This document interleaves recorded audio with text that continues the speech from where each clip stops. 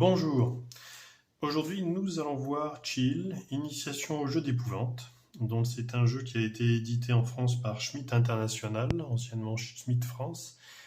Et donc c'est un jeu de rôle d'épouvante qui est une traduction du même jeu, fait par la firme Pathsetter en 1984. Et très intelligemment en plus, Chill a utilisé le même boîte qu'il utilisait pour l'œil noir, donc avec initiation au jeu d'aventure, donc la initiation au jeu d'épouvante. Et avec donc cette idée progressive, il y aura plusieurs boîtes aussi. Et donc là, on est vraiment dans du fantastique un peu classique, donc avec des vampires, des loups-garous, des zombies, enfin, un petit peu tout assez classique. Les personnages jouent des enquêteurs qui font partie d'une organisation qui s'appelle la Sauve ou la Save en anglais. Et ils sont en affrontement permanent face à des créatures des ténèbres qui utilisent une sorte d'art négatif. Oula, j'ai mis à l'envers. Donc là, vous voyez le dos du jeu. Alors, ouvrons un petit peu ce qu'il y a dans la boîte. Donc là, nous avons les 3D10 qui sont utilisés dans le jeu. Donc, ils sont utilisés à la fois pour des tests de pourcentage et aussi lors de la création des personnages, puisque les personnages sont créés en jetant 3D 10 qu'on multiplie par 2, auxquels on ajoute 20, qui vont donner chacune des compétences, enfin plutôt des caractéristiques du personnage. Alors d'abord, donc il y a une petite introduction qui explique un petit peu ce qu'est un jeu de rôle et comment l'utiliser. Alors je vous fais remarquer aussi, là je reprends la couverture, toutes les illustrations sont de Jim Holloway, que ceux qui connaissent savent que c'est un illustrateur qui a beaucoup travaillé dans le jeu de rôle, notamment il a fait quasiment toutes les illustrations des premières éditions de Paranoia, en donnant vraiment ce côté comique aux illustrations qui étaient vraiment bien trouvé. Alors là, il y a d'abord un scénario d'initiation, donc par lequel il faut commencer avant d'attaquer les règles un peu plus fortes. Donc là, on explique un petit peu ce que sont les enquêteurs de la Sauve et tout ça. Et puis donc, il y a le scénario qui s'appelle La terreur plane sur la maison Warwick. Alors, ça peut se passer à plusieurs époques, en fait, puisque la Sauve affronte depuis plusieurs époques, disons c'est 19e siècle, 20e siècle. Et donc ça fait ces deux siècles-là où la Sauve affronte des créatures des ténèbres. Donc voilà, donc là c'est un scénario très classique de maison hantée. Voilà, là on a, donc ce qui est caractéristique aussi de Chill, c'est que souvent dans les scénarios il y avait des personnages qui étaient déjà pré-tirés. Donc là, on voit un petit peu, vous voyez un petit peu donc avec les caractéristiques, force, dextérité, agilité, personnalité, perception, volonté, chance, endurance, perception de l'inconnu et combat. Donc c'est assez simple en fait. Un feuille de perso peut se résumer à ça. Donc la volonté est très importante dans ce jeu, puisque notamment il faut éviter d'avoir peur, enfin que les personnages aient peur. Voilà, d'autre côté, donc, on voit donc, les types de blessures, donc égratignures légères, moyennes, graves, donc on n'est pas à un niveau de point de vie.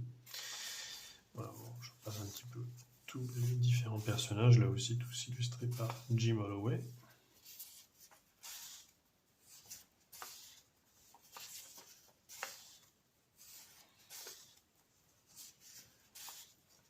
Voilà. Alors là, donc, nous avons le plan de la maison Warwick, de ce scénario d'initiation. Hop. Et les pions qui peuvent être utilisés justement pour ce scénario d'initiation. De l'autre côté, il y a aussi, donc là vous voyez, table, etc. Hop. Donc là, la feuille de personnage, parce qu'on peut aussi tirer des personnages, heureusement. Donc voilà, les compétences, les disciplines de l'art. Parce que oui, alors il y a donc les caractéristiques de base, après les personnages ont des compétences. Et après, il y a ce qu'on appelle les disciplines de l'art, en fait, qui sont un petit peu le pendant des pouvoirs maléfiques des ennemis. Bon, alors c'est assez limité, il y en a 3 en particulier, donc j'y reviendrai, donc il y a la guérison, etc. Enfin, voilà, c'est surtout les adversaires que les personnages affrontent qui ont, eux, beaucoup de possibilités au niveau des pouvoirs.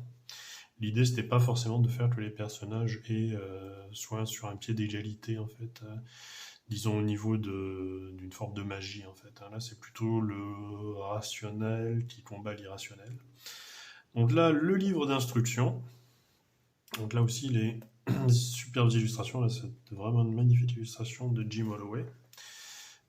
Alors, donc avec l'introduction, comment tirer son personnage, donc avec les 8 caractéristiques. Voilà, perception, chance, personnalité, endurance, etc. Donc, l'équipement, l'évolution du personnage. Voilà. Après, donc, il y a les différentes compétences que les personnages peuvent utiliser. Donc, voilà, arts martiaux, box, armes à feu.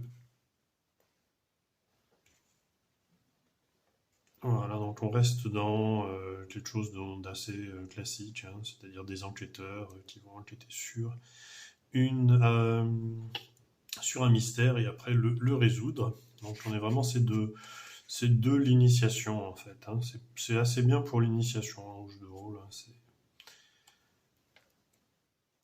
Voilà les tests de peur qui eux sont importants dans le jeu. Donc les combats. Voilà, l'utilisation aussi donc de la table d'action en fait qui est caractéristique du système pass setter.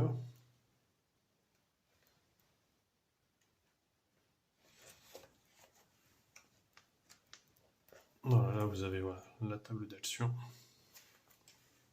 Alors voilà, le deuxième livre, Abomination surgit de l'inconnu.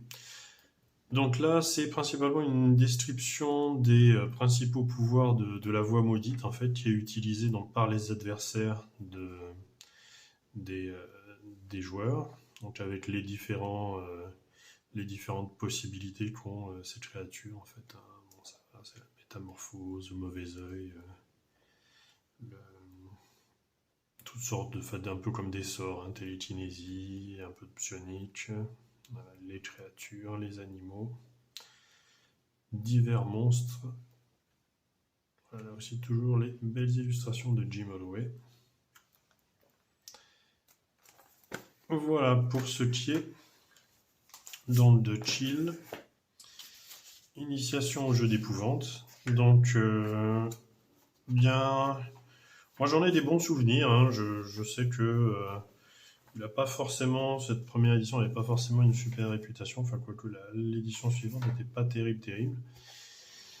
Et voilà, j'en ai des bons souvenirs. Ça m'a fait quelques parties bien sympas avant de me plonger complètement dans l'appel de Cthulhu.